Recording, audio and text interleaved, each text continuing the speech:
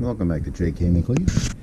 Today I am working on a Pioneer 750 chainsaw, circa 1964. 109 cc's. It's one of the big gals. And I've had it for, I don't know, about a year or so, just gathering up bits and pieces so I can complete it. Now, she does have spark, and she fires on prime, so we're halfway there. She is a little TLC. Cleaned it off. Let's see, picked up a flywheel right there. There's a couple of blades that are missing on this one, putting it out of balance. And this is also a governed carburetor, and it has this little air vane here that, as it spins faster, the air increases, pushes it up out of the way. And on the bottom side of that is a little linkage that hooks up to the carburetor, and it'll adjust the RPM, the top RPM for this. So I picked up a decent flywheel with all the blades complete. Gonna pop that on, see if we still have spark. And now the coil, it looks in sad shape, and yeah, most of them are like that. I can see if I can seal these things up. I usually use excuse me, usually use a little epoxy, get it in the cracks and stuff like that, prevent moisture from getting in there. Yeah, get the flywheel on, and then we'll start with the carburetor.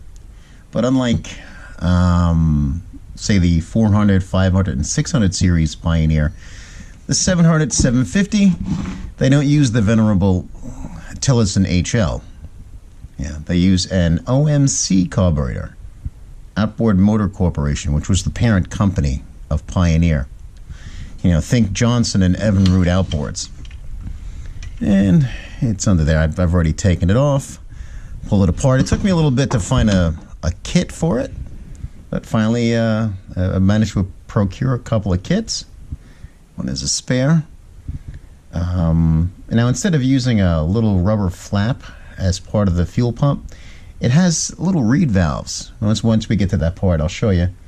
It's got little reed valves that monitor the fuel that comes into it. Yeah, it's learn as we go, and we're learning as we go.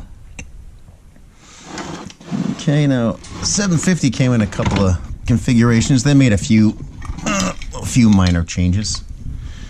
You get this right here, this cover here, where there was a little screen that brought the air in. The filter was halfway, and then it brought it through the rest of the way. There's one that's solid without this little bar here, and this one that's the cover looks like a little piece of Swiss cheese. It's got a bunch of holes in it and stuff. This is the original version, I believe from 1964 when it first came out. But let me get the flywheel on, see if we still have spark, and a few odds and ends, and then we can get started with the carburetor. Hopefully we can bring this gal back. And we're up to the carburetor assembly part. This is an O.M.C. Outboard Motor Corporation carb with the reed still attached. Kind of looks like a cross between a Tillotson and a Tecumseh. Okay, there's a little metering arm. The seat has a little slot in it, so you can get in it with a flathead screwdriver. This one seems to be moving well, and it's sitting nice and flat. So I think I'm going to leave this for now. I have a needle and seat if I need to change it. If it ain't broke, don't fix it. I mean, it's fairly clean. The plugs seem to be intact, and this was worked on once before. I can see some tool marks on it, and it has nice indexing pins, so the pins don't line up. You're doing something wrong. Okay, it's diaphragm first, gasket second. There. We have the middle piece, just like Tillotson.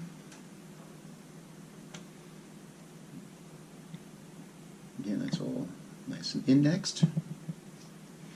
Now the only difference, real difference between the Tillotson and the O.M.C. is the fuel pump.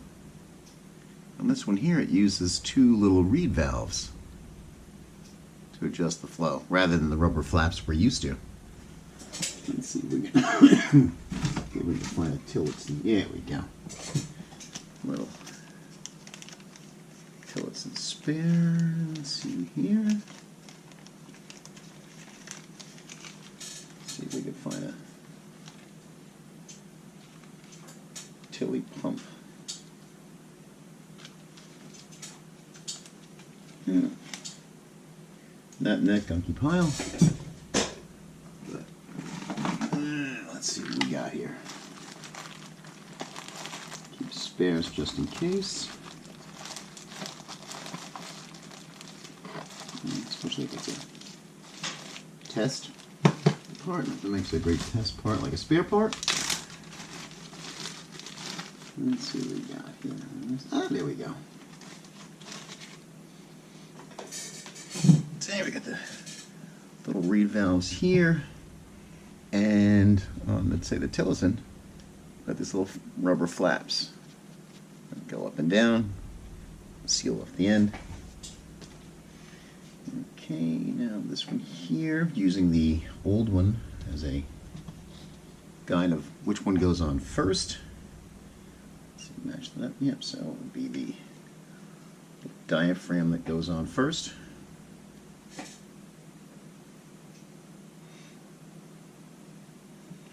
Again, they're indexed, which is nice. Okay. And this one on top there. There we go. Nice, sandwiched, indexed. And the other thing is left to do is put the little screws in all around, like you're working on a Tillotson. Get this all together, nice and tight, and then we'll pressure test it. And here we go. 10 psi seems to be holding. The other thing I had to do is cheat a little bit around the turret. Use a little moto seal. And no matter how I even replaced a new gasket, it still kept leaking. But I think we got it. We're ready to mount up. It took a little finagling to get the carb on, but finally she's on. Which a big saw. This really isn't much space around here. Hardest part was getting the linkage to align. You can see how it's governed.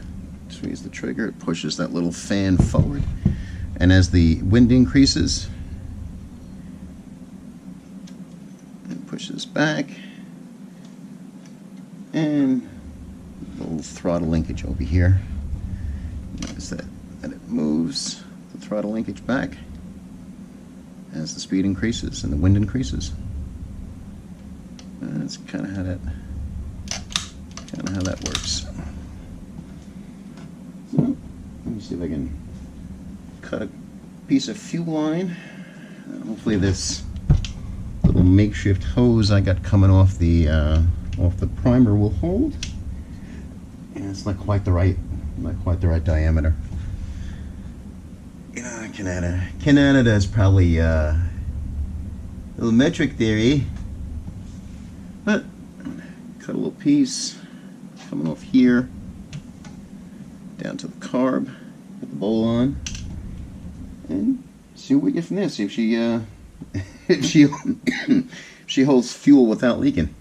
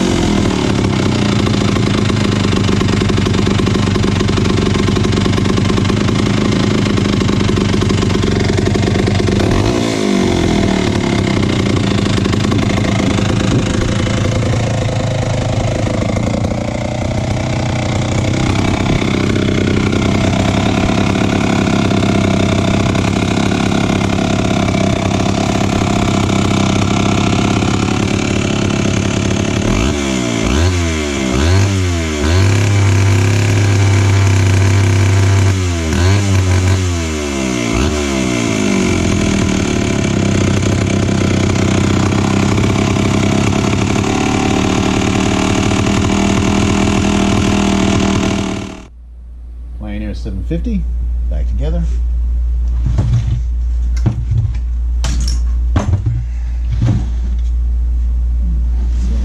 There we go, get that in frame.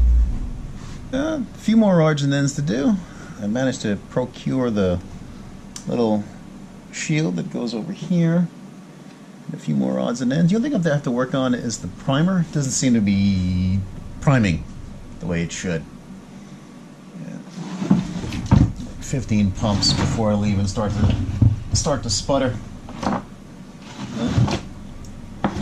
Bars on. That's it for the primer. Running good. That's it. Add this gal to the collection. Thanks for watching.